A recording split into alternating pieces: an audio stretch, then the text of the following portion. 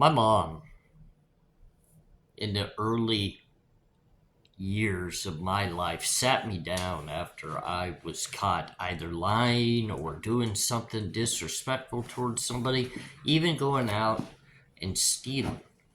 She sat me down and she always came back to the same point of the conversation that meant so much to her. And at the time, I never digested it well enough to actually make it make sense to myself and utilize it in life.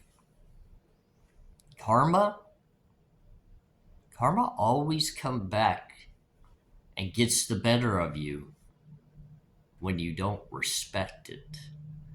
And I know many would say, well, that doesn't sound like a normal everyday comment. That's just made up. But yeah, it was. My mom was like philosophical with her words. I just wish I had listened a little bit more to her when I was young. Then it might have made a difference through the years and years of dumb mistakes I made. Reality is, many of us need to think before we do certain things, because karma can always come back in a negative manner, rearing its big bad self. Ask Steve and Christy Goncalves. How do you think they feel right now when it comes to karma? I'm ARHayes. This is Convict's Thoughts. And this isn't going to be one of those tear you down type videos or disrespectful, but it's going to be real. It's going to be direct. Some are going to jump off of my ship and say, I don't ever want to listen to that guy again because he's rude and he's mean to a victim's family of a horrifically bad Idaho 4 crime. Yeah, we get it. We get it. We've been dealing with this now and discussing it and going through trying our best to not only figure out the case, but to support those who were affected by it. But we can't grab karma and hold it back when it wants to show itself.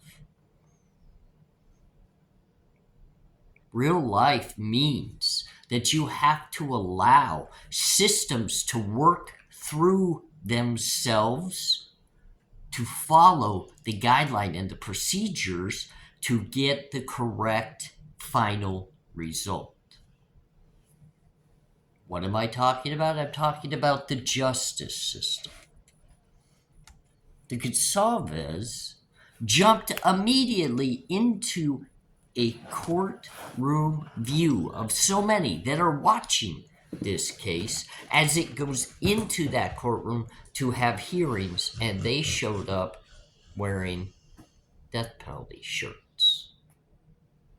They have done interview after interview after interview prior to this case going to trial, and you could see it in their eyes, the ferociousness that they carry towards the very defendant, Bryan Kohberger. They want his life over.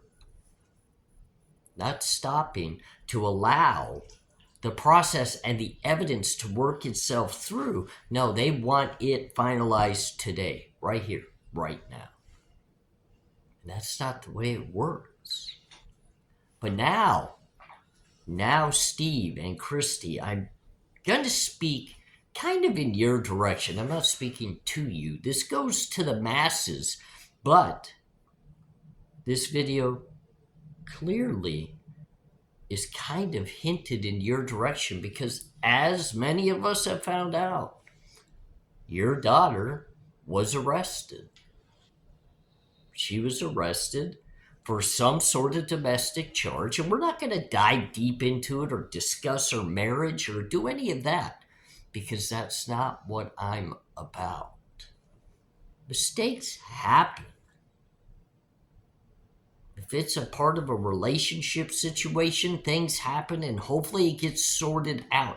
But you you were going to be on Showcase now, because are you going to literally be asking for people's patience when it comes to judgment, or even the process that your daughter's going to have to go through? Are you going to ask for fair treatment of your daughter because you're going to make the statement she hasn't been proven guilty of anything and people just don't know the story? It's kind of like, Steve, I have to look at you with your brother, Nathan. He has a complete story as well. And some have misstated that very story of what your brother did and why. And how do I know this? Because you blatantly reached out to me to help me better understand it.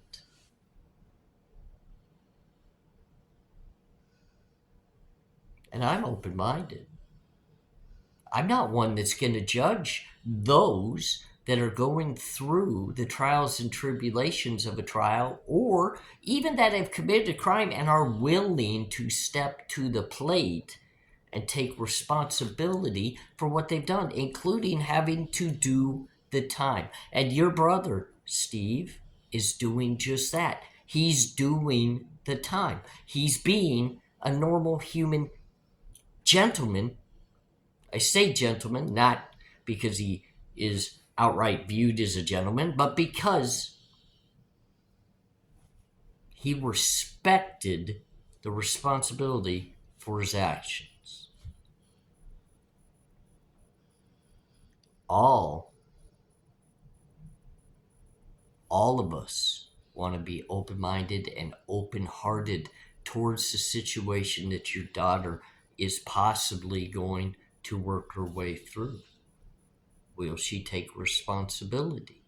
Will she, like you said very early on in the Idaho 4 case, prepare herself, just like you guys are going to have to, for the skeletons in the closet to be brought to the whole scene of the public?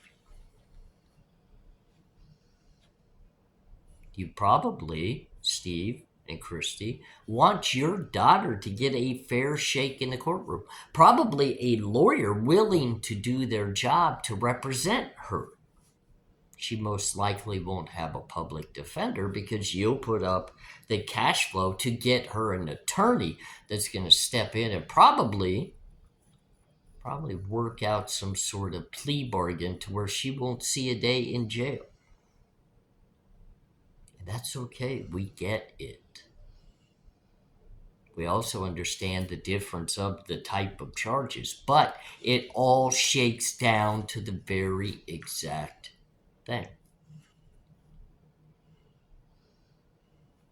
Allow the process to be done, and done correctly and in a fair manner, without the pressure, without the additional conversations with the mainstream media to create a narrative. And Steve, I'm looking right at you and your wife, Christy, because I truly believe here very soon, the next couple of days, Howard Bloom's book is releasing. And I get it. People are stating that you feel as though it's completely fiction, which of course many of us do as well.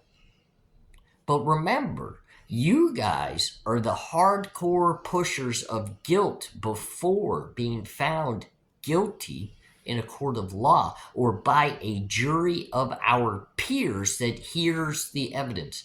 You, my dear Goncalves family, Steve and Christy, have created a very part of that narrative, even some of that very narrative written in Blum's book. Whether you want to take responsibility for that or not, you've pushed this agenda.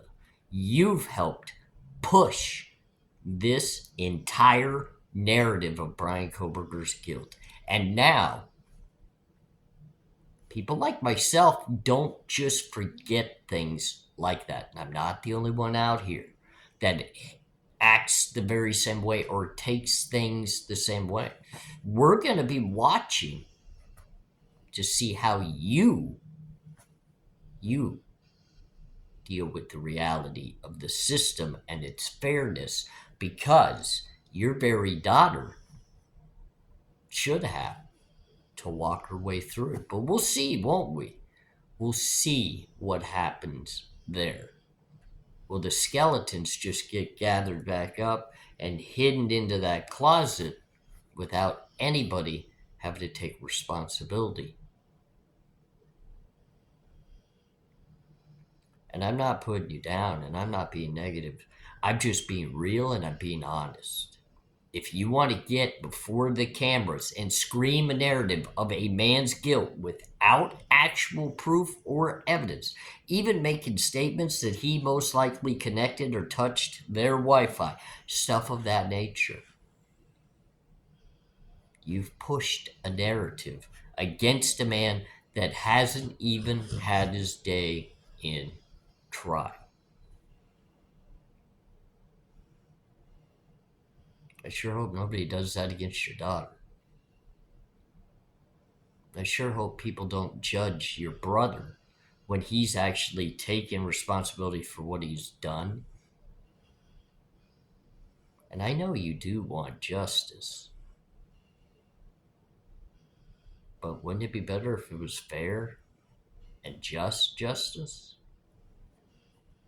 It's just my thoughts. I'm ARHayes. This is aconvictsthoughts. And ladies and gentlemen, I do hold Steve and Christy's daughter in my mind, hoping the best for her. Whatever that might be, whether it be some sort of counseling or help that could help her get up and over whatever possibly happened. Let's move on. But let's do it the right way. They are in my prayers. I do hope the very best for them. I do send them love.